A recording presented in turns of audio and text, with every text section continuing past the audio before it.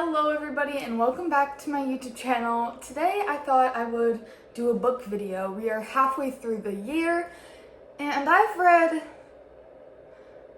a concerning amount of books since January, so I thought I would share with you. I'd give you my thoughts on it, star reviews. I'm thinking about turning my channel into kind of like a book channel, but I want your opinions on that first. I'm not going to go in order of reading them. I'm just gonna go in order of whatever I feel like. See what's on this little shelf of mine.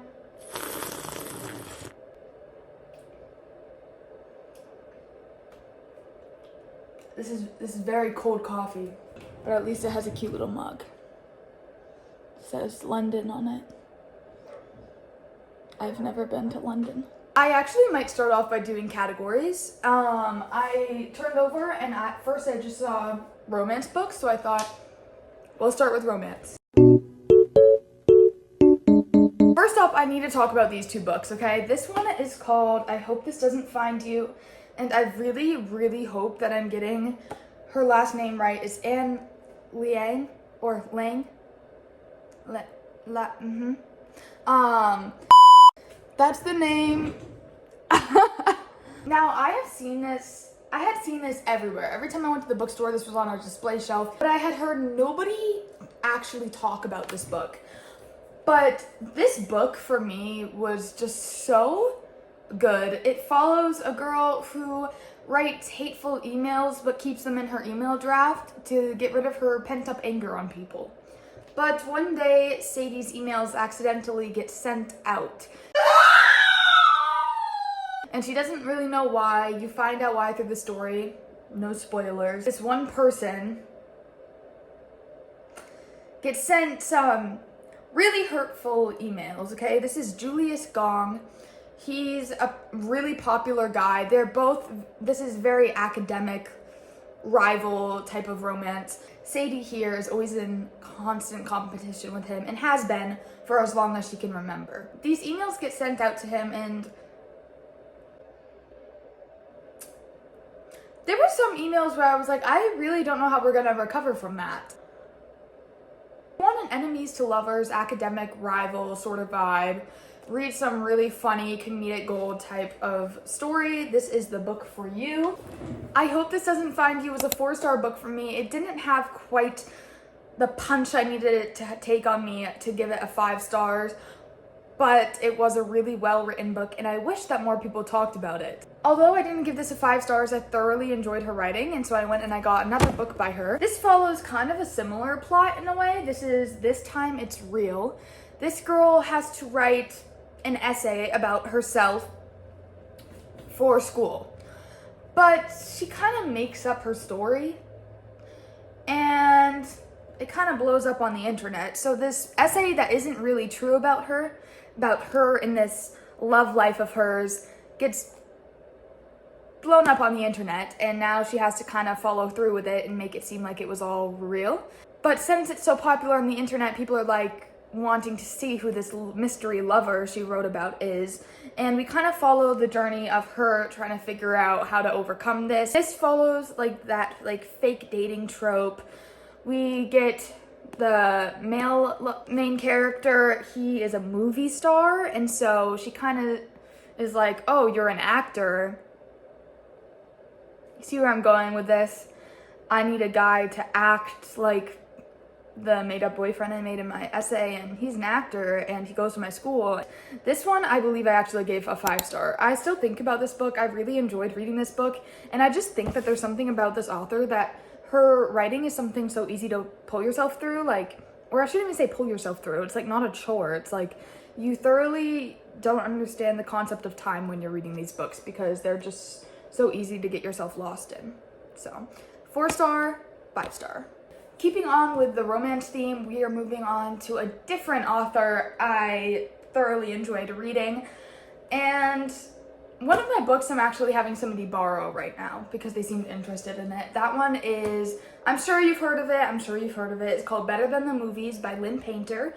So I'll put a little picture here since I don't have the physical book. But Better Than the Movies was a really good book. It follows these two neighbors who kind of grew up with each other.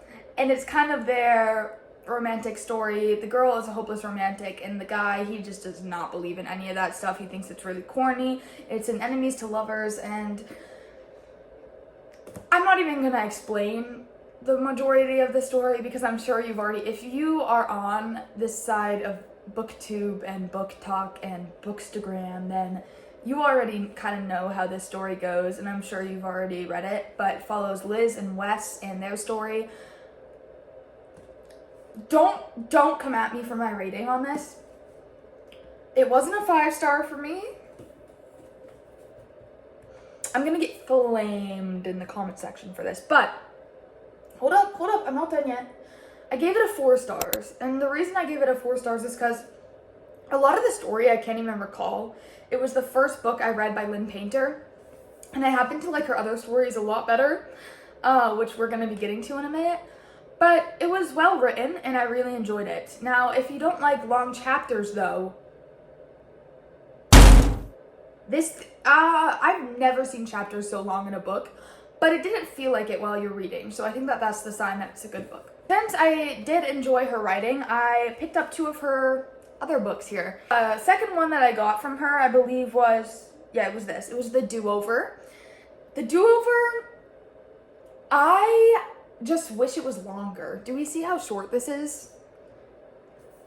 It almost feels like she kind of rushed things a little bit. Like, I wish that this had more depth and was a bit longer. This is also an enemies to lovers, but this follows kind of a magic realism type of vibe. This girl keeps reliving her worst Valentine's Day. She keeps waking up in the morning and it's still February 14th, and it only stops when, well, you'll see. We kind of follow this enemies to lovers trope. I don't know if you can tell, but they kind of hit into each other's car. And so as she's reliving these worst Valentine's Day, she keeps trying to find a way to make this Valentine's Day better, but no matter what, she kind of keeps getting stuck with this scenario happening. And she's like, well, that's kind of odd. Personally liked this one better than the movies. Don't kill me. Don't kill me. I know it's such a rare opinion, but nobody talks about this book enough, and I just wish we had more of it. Lynn Painter is just such an amazing author. I actually gave this 3 stars. Now listen, that doesn't make sense because I just said I liked it better than the movies. The reason I gave this 3 stars isn't because it was a bad book. It's because I felt it was rushed and I wish I had more of it. I personally like the storyline better than the movies, but the way that Better Than the Movies was written was definitely better than this one. I'm kind of battling between the 2 books. Which one do I like better? And I'm not trying to compare the 2 books, but it's hard to not compare 2 books when they're by the same author. Kind of fell into this Lynn Painter rabbit hole, I should say. And I got another book by her. This one I think was my favorite out of all of them. It's Betting on You. By the way, I forgot to mention, all of Lynn Painter's young adult romances are completely clean. It doesn't really go beyond kissing. So if you want,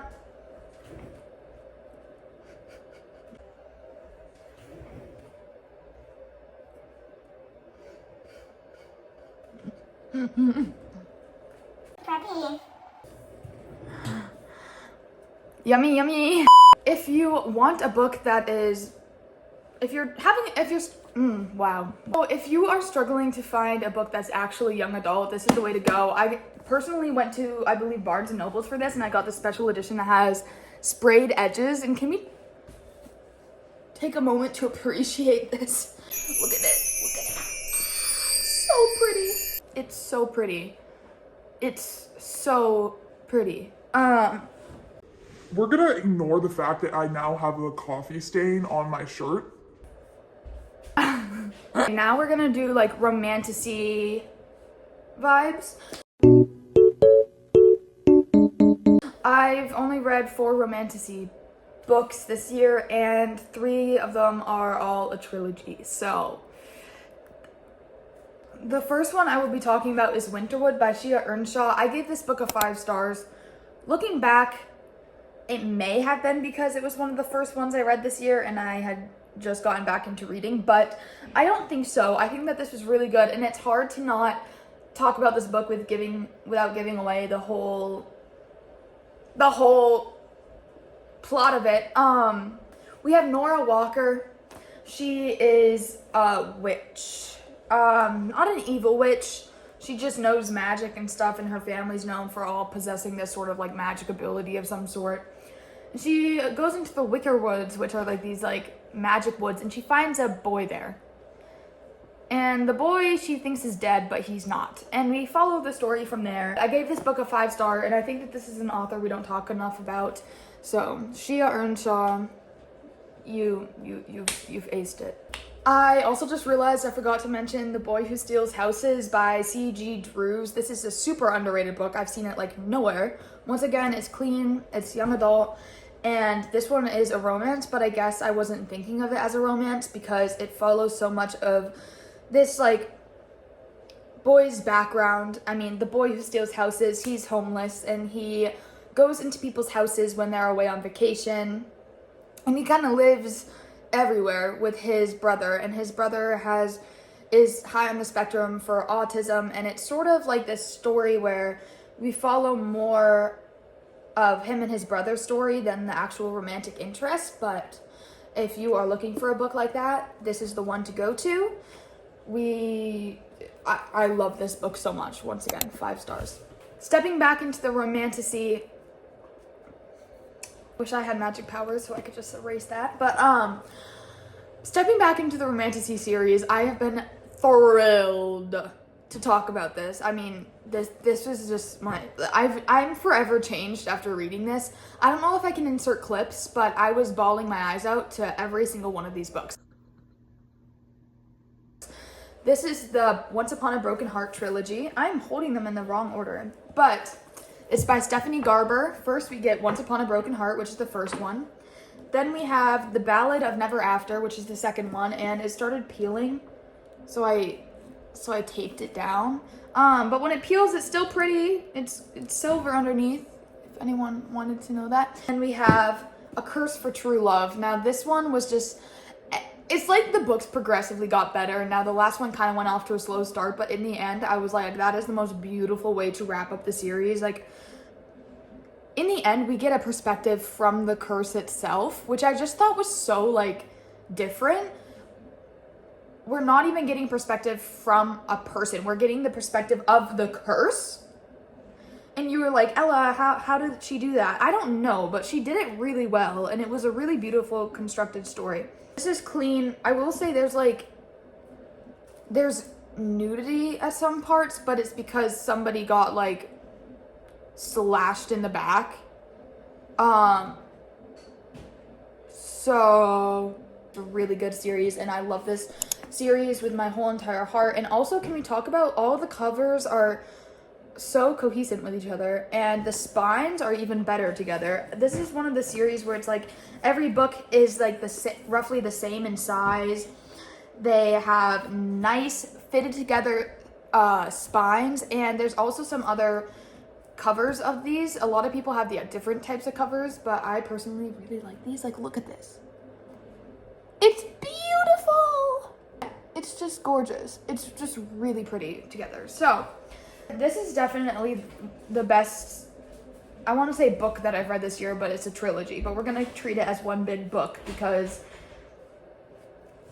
it was just, it's just an amazing book. And I'm not going to try to explain the plot. It's romantasy. It's very, very challenging to explain. But I will say follow the Prince of Hearts, who... his little ability is that his kiss kills anybody who isn't his true love, which later we find out more about that kind of changes that sentence I just said. Evangeline Fox is the leading girl, and I don't want anybody dissing on that girl. I think that she's the most human-like character I have ever read in my life. She's not just this independent boss queen who can do anything she sets her mind to, and it's not like other girls. She's special in a way in which she has these really, really human emotions that are just like, that just gives so much depth to the story, but she still finds a way to overcome it. I also think that we do have this idea of this person like protecting her and saving her, but it's not in a way where it makes her completely helpless. Like, this is a character who is very determined and stuff. It's more of a realistic, like, if I was in that position, I need help. I'm not going to be able to get out of that position. And I don't expect this character to, because she's not perfect. She's a character, like, she's a human. And I think that Stephanie Garber did a really great job of just making these characters like the most human. I have some favorite quotes from this book. For example, here's a quote. He held on to her as if she were a grudge, his body rigid and tense, as if he didn't really want her there, and yet his arms were tight around her waist as though he had no intention of ever letting her go. Round of applause. Who writes like that? You don't want to be a hero. You want the happy ending. That's why you came to me. If you do this, that will never happen. Heroes don't get happy endings. They give them to other people. Is that what you really want? And there's this whole concept of heroes don't get the happy endings. What makes them a hero is when they give it to other people. And it's just like such a beautiful way of viewing things, I think, in my opinion. I could go on forever about these quotes, but I'm not going to because I'm sure you guys are already sick of me. So I'm going to put this away and we're going to move on. Next category is the one that I have been waiting for. It's thrillers and mysteries. And let me tell you, thrillers and mysteries will forever be my favorite genre. There is absolutely no changing that. So I'm going to start off with my favorite thriller author of the year so far, and that is Riley Sager.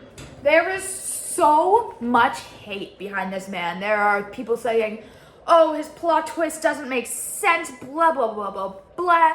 I don't want to hear it. If you don't like Riley Sager, you are no longer welcome here because this man writes thrillers like no other. There is a reason his books are over $30. I personally think that the plot twists especially in The House Across the Lake, excuse me,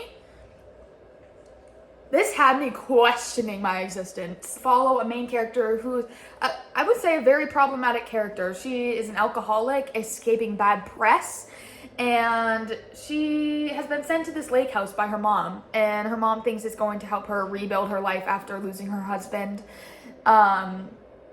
in this crazy, tragic way. And throughout the story, we see her and like her neighbors. She picks up this hobby of spying on her neighbors across the lake who live in a glass house, and she notices some interesting things going on there. And we follow the story from there about kind of this mystery surrounding the lake and around this house, and just everything about this book this had to have been my favorite book of the year.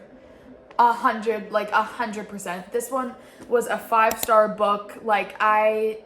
6-star book. 6. If we can give out 6 stars, this book, and I don't want to hear any hate on it. So since I really enjoyed Riley Sager's first book, The House Across the Lake, I picked up the next one, which I'm saying the next one, but the next one I chose, it's The Only One Left by Riley Sager.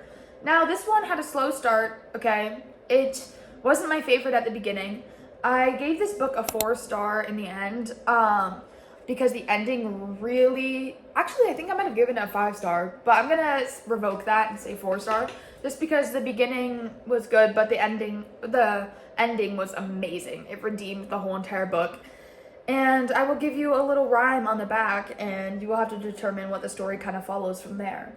At 17, Lenora Hope hung her sister with a rope, stabbed her father with a knife, took her mother's happy life. It wasn't me, Lenora said, but she's the only one not dead. And we have this girl, and she gets sent to go be a caregiver for Lenora Hope. And the mystery only progressively gets scarier and creepier. This is a gothic thriller because of the setting. We're on a tilted house on the top of a mountain, and just like, part of me sometimes felt like, oh, I would leave. I'm out of there. But there was always a reason and intent behind why the character chose to stay. I think that this is the only book this year that I've actually written in, because there were some really profound things written down. For example, I turned back towards the mansion. Every window in every room was lit, as ablaze as the candles that had graced my tier birthday cake 8 months earlier.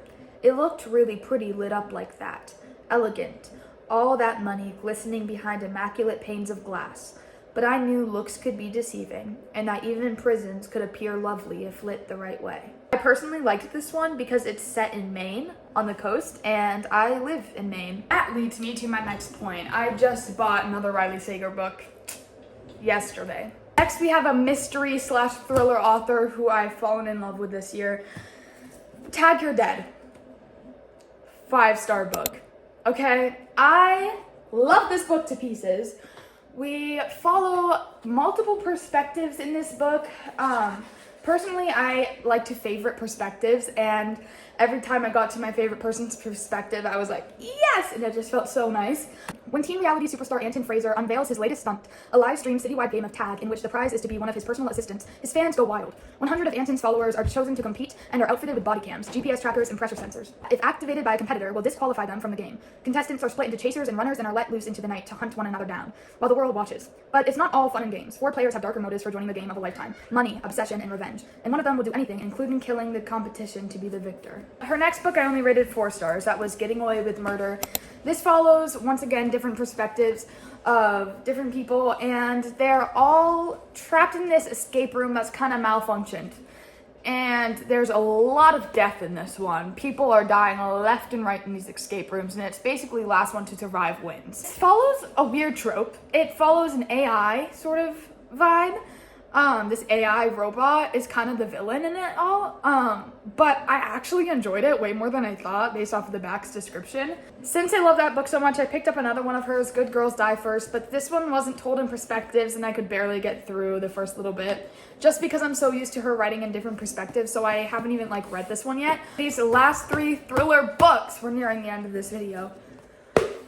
We Did Nothing Wrong. None of typos in this. I felt like it was just poorly written. It was written by Hannah Jane, and now I know how hard it is to put a book out there in the world and how nerve-wracking that is, and I applaud her for being able to write a book, but this book was just not my cup of tea at all. I gave this book a 1 star. That was being gracious on my part.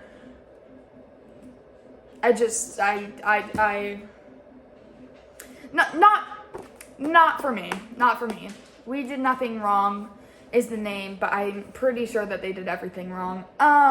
Next we got Dead Girls Can't Tell Secrets. I gave this a 3 stars. At first, when I first read this, I was like, ooh, 5 stars, because I was just so eager to get into the thriller. This one is by Chelsea Acheso.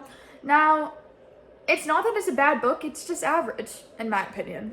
And I think that it was well written, and if you want a book to get you out of a reading slump, this is a go-to. Fast-paced, and the plot is great. I just wish that it had more depth to it than it did on surface level. Last but not least, definitely not least, this was a 5-star book, and I don't even want to continue the series because I don't want it to ruin the first book. And I have no doubt that it won't, but a little bit, you know? This is The Naturals by Jennifer Lynn Barnes, and I'm sure you've heard of this author. She's basically everywhere you turn. She wrote the Inheritance Game series that I have not read yet. And this is not a trilogy. This is a quartet. I think that's what it's called, right? When you got 4 books, you got, after this book comes Killer Instinct, All In, and Bad Blood. But this book is basically teen prodigies. They can read facial expressions better than anybody can.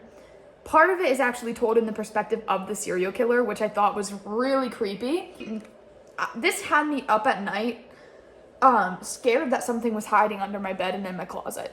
That's my warning to you. These are some of the next books on my physical TBR. We have When You Get the Chance by Emma Lord, Obsessed by Alison Britz, Good Girls Die First by Catherine Foxfield, The Sun Is Also a Star by Nicola Yoon, First Lie Wins by Ashley Elston, and The Girl from Window Hills by Megan, I can't see the last name because it's by Megan Miranda. And this one I thought was going to be good. It has sprayed edges and everything. I DNF'd it. It's The Spell Shop by Sarah Beth Durst. Couldn't get through it. It was too much fantasy, if that makes sense. That's all for today's video. I hope you enjoyed it. This is going to be an awful lot to edit through considering how many books I've read this year. I hope you guys enjoyed this video. I say goodbye now. So does my little coffee stain that has thankfully faded out at least a little bit. We'll see you next time. Love you guys. Peace out.